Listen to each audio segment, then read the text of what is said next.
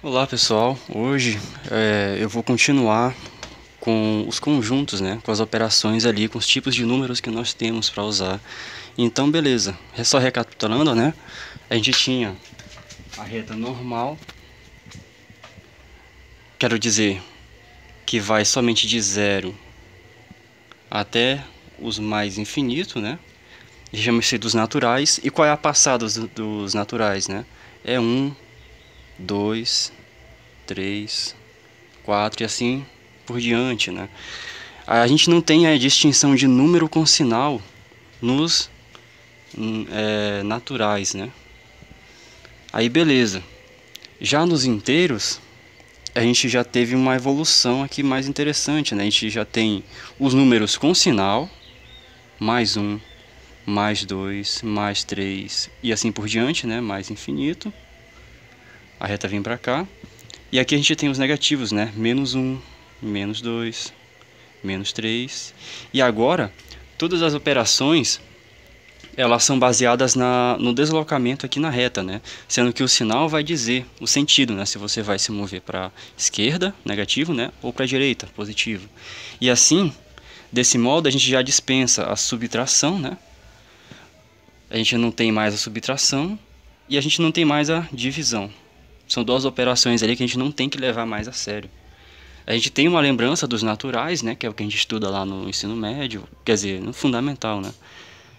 Mas de fato, essas operações elas não são mais úteis de fato, né? Aqui na reta, porque agora é só multiplicação e soma, certo?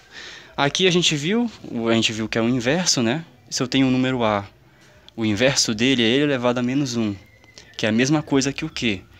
Você pode entender como isso. O A, a gente sempre vai ter o 1 subtendido aqui, ó. Então o inverso seria botar ele de ponta cabeça. Então fica 1 sobre A, certo?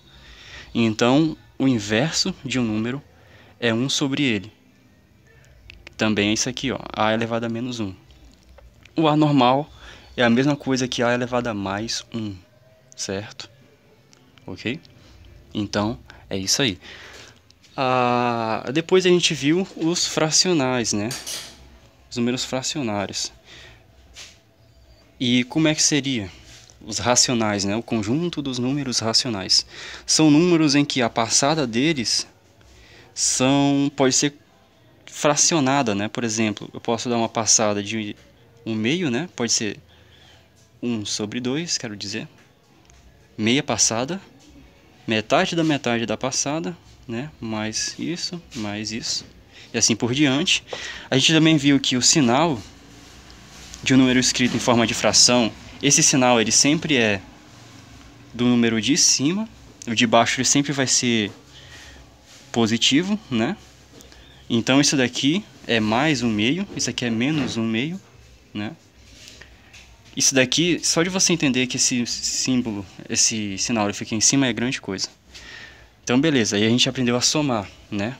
Somando frações, que é multiplicando em cruz, somando em cima, né? O que der, a soma desses dois produtos aqui, dividido pelo produto do que tem aqui de baixo.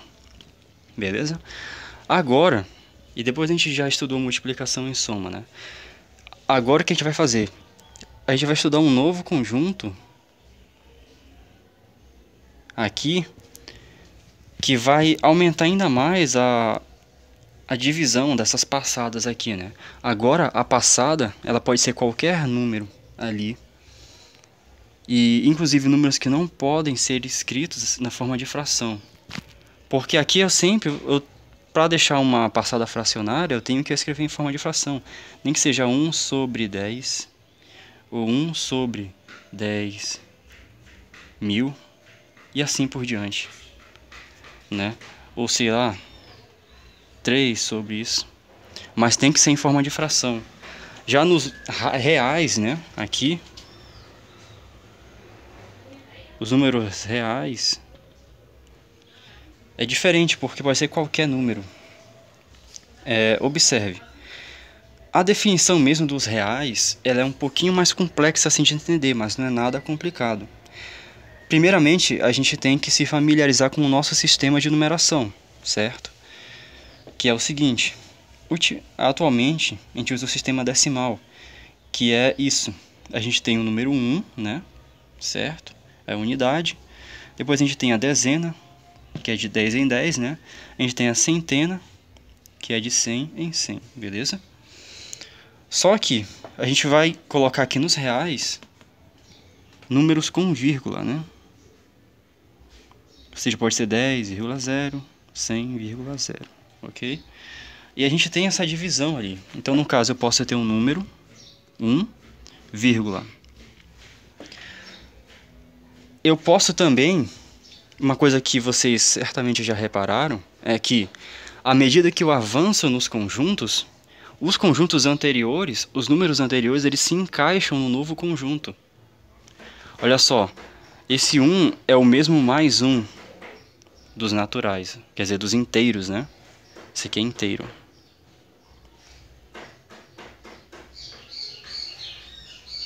Certo? Esse 2 é o mesmo 2 dos inteiros, ó, certo? Ou seja, esse conjunto ele cabe dentro desse. Ou seja, eu tenho lá os naturais, certo? Esse aqui é o conjunto dos naturais, ó. Só que os naturais eles estão contidos dentro dos inteiros.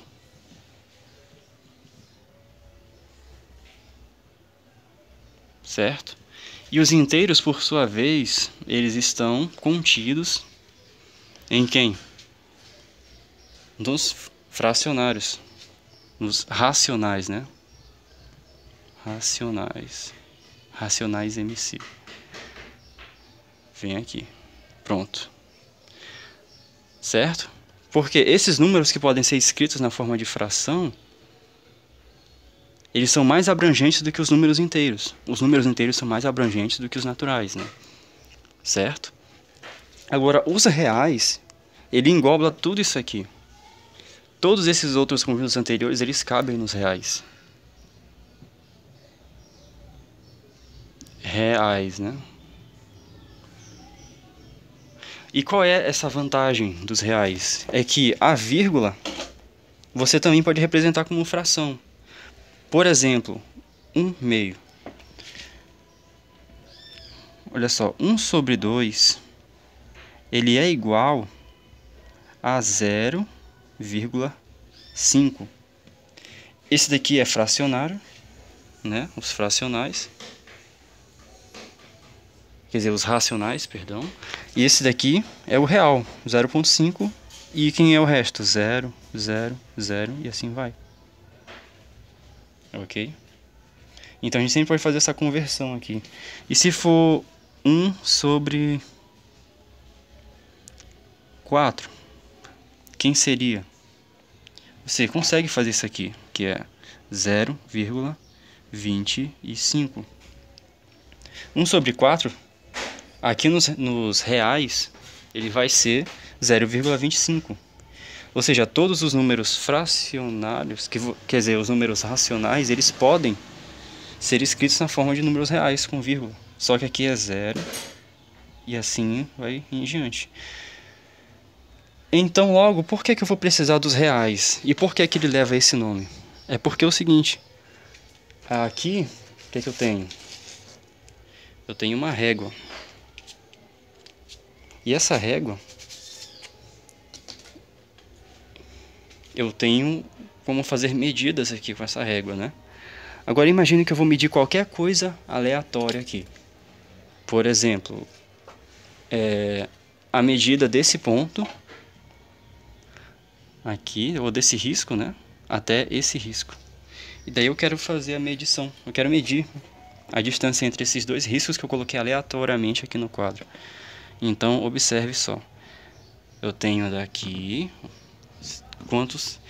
Vai dar 18, o que, né? Podemos dizer que é 18,6, porque está no meio do risco? Então, beleza. Então, a distância, né, entre os dois riscos é 18,6. Mas observe que eu só tenho a marcação do 6, mas certamente você tem que concordar comigo que sempre, quase sempre, nunca é possível você alinhar perfeitamente esse risco aqui, ó, dos milímetros, em cima da medida, certo? Então você teria que fazer um risco no meio do risco dos milímetros, que é o que ocorre aqui, ó. Se você observar, aqui no meio, ó, eu tenho a divisão, ó, eu tenho um risco dentro do risco dos milímetros, né? Então aí seria meio milímetro, ó. Tem até o número, 0,5 milímetros. Então aqui eu tenho que colocar mais uma precisãozinha, né? Por exemplo, 3. Quer dizer, não, é de 5 em 5, né? Só. Porque eu só tenho riscos de 5 em 0,5 e 0,5 milímetros. Só que o que acontece? Se eu quiser uma exatidão maior, eu não vou conseguir. Geralmente eu morro aqui, ó, nos milímetros só. Então o que é que acontece? Se você tivesse uma régua com infinitas divisões, infinitas mesmo, você poderia ter todas as casas, né? 3, dentro desse 3, 4, 6, 7, 2 e assim por diante. Quer mais casas? Beleza. Coloca mais aqui. Só que qual é a ideia? Quando você quer uma exatidão muito grande, você escolhe, por exemplo, eu quero 5 casas. Eu já aceito com isso. Mas sempre é possível você conseguir mais. Então, o que seriam os números reais aqui? Ele é baseado nisso, porque você nunca, no mundo real, você nunca consegue fazer uma medida 100% exata, né? Você sempre vai ter que ter uma quantidade de casas decimais que você vai aceitar. E isso daqui é infinito. Eu tenho infinitas casas decimais, certo? Então, você não consegue, por meio de fração, conseguir esse tipo de número aqui, ó. Você observa que ele sempre morre, ó, é 0,25 e não tem mais. Isso aqui já se converte em e nisso aqui. Agora, imagine se eu tiver 1/3.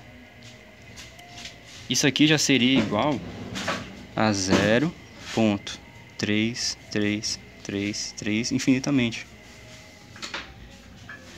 Agora, por que isso aqui não seria um número real assim, que ele não pode ser escrito na forma de fração? E tem uma fração que representa ele, se eu posso ter infinitas, né? O que é que eu quero dizer? Se você quiser 10 casas decimais, você pode puxar aqui, não fica com zeros assim, ó. Mas o que acontece? Você prevê, você sabe quais são todas as casas, ó. Sempre vai ser 3. Ó, é 3, é 3, é 3. Então, o que é que a gente faz, geralmente? A gente sabe, né, que 1/3 é igual a 0,3 infinitos 3. Então é 0,3 barra. Né? Então, o que é que a gente aprendeu? Se eu tenho só algum número e o resto zero, ou eu tenho uma previsão, né? São padrões que se repetem. Por exemplo, 0. Se eu tiver um outro número aqui, 0,32, 32, 32, assim por diante, eu posso escrever ele como 0,32 barra.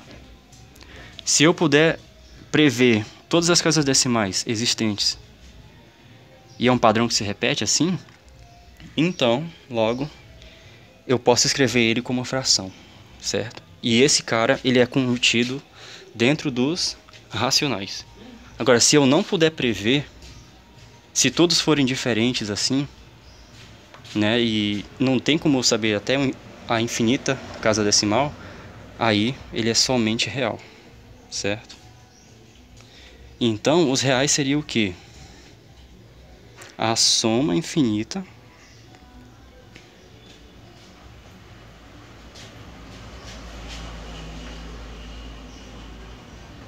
é uma soma infinita de casas decimais.